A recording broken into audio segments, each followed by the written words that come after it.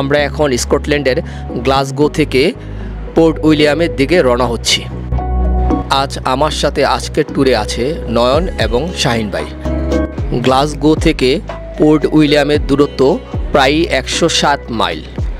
গাড়িতে করে যেতে আমাদের সময় লাগবে 2.5 থেকে 3 ঘন্টার মতো। পোর্ট উইলিয়াম হলো স্কটল্যান্ডের উইকটাউনশায়ার, ডামফ্রিজ এবং গ্যালোওয়ের ঐতিহাসিক কাউন্টির মোচোরামের একটি গ্রাম। এই গ্রামের মোট জনসংখ্যা 460 জন।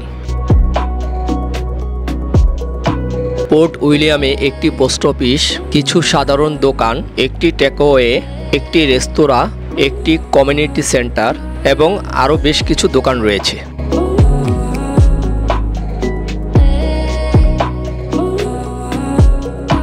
পোর্ট উইলিয়ামের মূল বসতিটি কিলান্টা নামে পরিচিত ছিল, যার অর্থ গ্যালিক ভাষায় the church on the beach.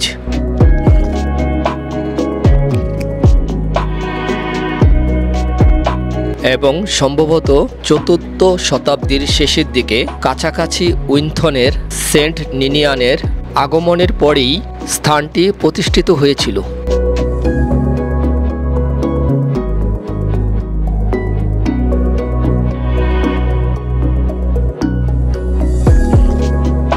Port উইলিয়ামে যাওয়ার পথে আমরা যেই রেস্টুরেন্টটিতে সকালের নাস্তা করেছি তার পরিবেশ দেখতে বেশ মনোমুগ্ধকর ছিল। সকালের নাস্তা হিসাবে আমরা এই খাবারগুলো খেয়েছিলাম।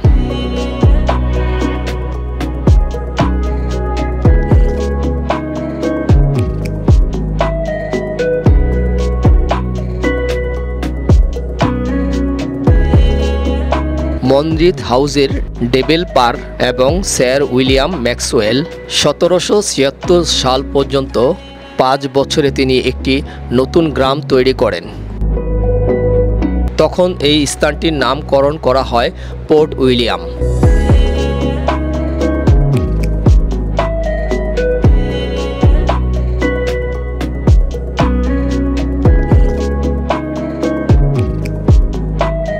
প্রাচীনতম বিল্ডিংগুলোর মধ্যে একটি হলো ভুট্টা কল, যা কিলান্টাই বার্নের পাশে অবস্থিত।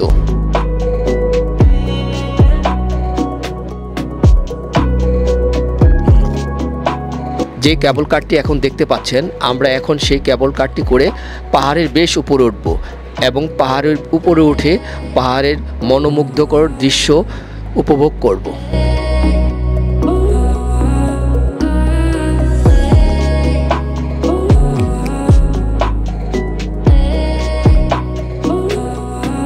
দুপাশে প্রকৃতির মনোমুগ্ধকর দৃশ্য দেখতে দেখতে আমরা পাহাড়ের উপরে উঠছি।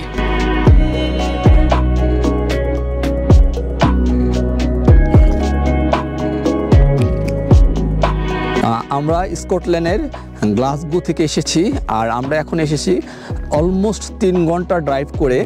জায়গাটার নাম হলো ফোর্ট উইলিয়াম। তো আমরা একটি পাহাড়ের উপরে আছি। এই পাহাড়টা বেশ উঁচু এবং এই পাহাড়ে উঠতে আপনাকে কেবল কারে করে আসতে হয়। আর আমাদের কেবল কারের এখানে ওঠার জন্য যে ভাড়াটা পড়েছে সেই ভাড়াটা হলো প্রায় 25 পাউন্ড। তো আসলে এই দৃশ্যগুলো আপনি যদি পাউন্ডের হিসাব করেন বা টাকার হিসাব করেন তাহলে হয়তো আপনি কনভার্ট করলে দেখবেন যে অনেক টাকা।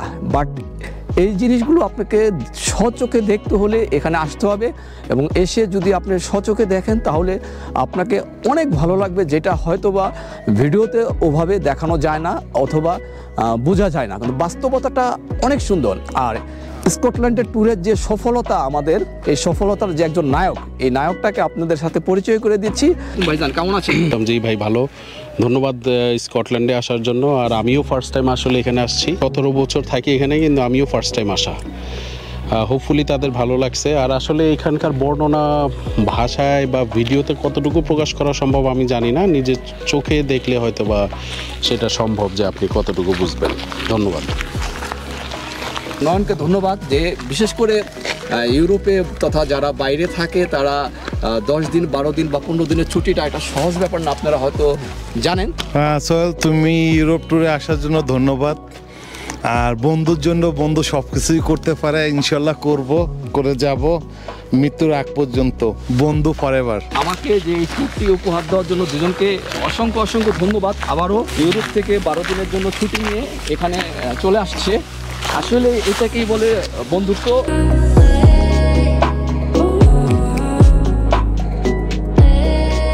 পাহাড়টিতে যখন আমরা উঠেছি তখন পাহাড়টি থেকে পুরো গ্রামটি দেখা যাচ্ছিল। খানিকক্ষণের মধ্যেই আকাশটি আবার মেঘাচ্ছন্ন হয়ে ওঠে এবং গ্রামের কিছুই দেখা যাচ্ছিল না।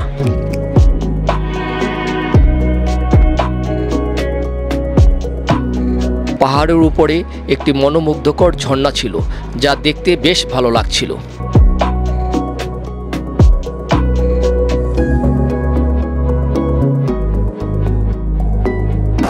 আমরা এখন ফোর্ট উইলিয়াম ঘোরাঘুরি শেষে খাওয়ার জন্য রেস্টুরেন্টে যাচ্ছি। তো বাইরে গাড়ি পার্কিং করে এখন কিছু দূর হেঁটে আমরা একটা রেস্টুরেন্টে যাব এবং রেস্টুরেন্টে গিয়ে দুপুরের খাবারটা খাবো। অলরেডি আমরা রেস্টুরেন্টে চলে আসছি, ভিতরে গিয়ে আমরা এখন খাওয়া দাওয়া করব। আমরা এখন যে খাবারটি অর্ডার করেছি সেই খাবারটির নাম ফিশ অ্যান্ড চিপস।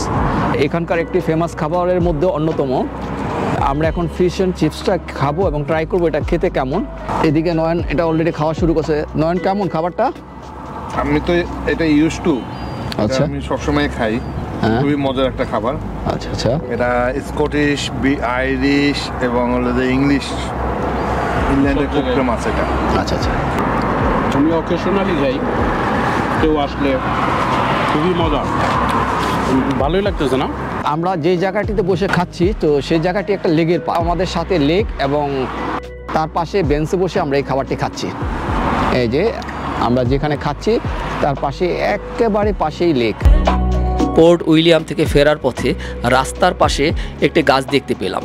তো গাছে বেশ কিছু ফল হয়ে আছে। তো কি ফল হয়ে আছে বা গাছটার নামই কি আমি ঠিক বলতে পারছি না।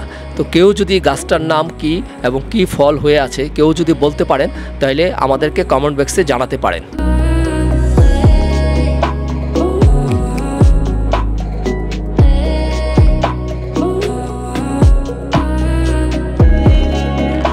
স্কটল্যান্ডের পোর্ট উইলিয়ামে ঘোরার অভিজ্ঞতা আমাদের বেশ ভালো ছিল এবং দেখতে বেশ ভালো লেগেছে। দুপাশের যে সুন্দর সুন্দর দৃশ্যগুলো আমাদের দেখে বেশ ভালো লেগেছে। আমরা এখান থেকে আজকের মতো পোর্ট উইলিয়াম থেকে বিদায় নিচ্ছি। আবার কোনো নতুন ভিডিও নিয়ে আপনাদের সাথে দেখা হবে। আশা করি আপনারা আমাদের ভিডিওগুলো দেখবেন এবং আমাদের সাথেই থাকবেন। ধন্যবাদ সবাইকে।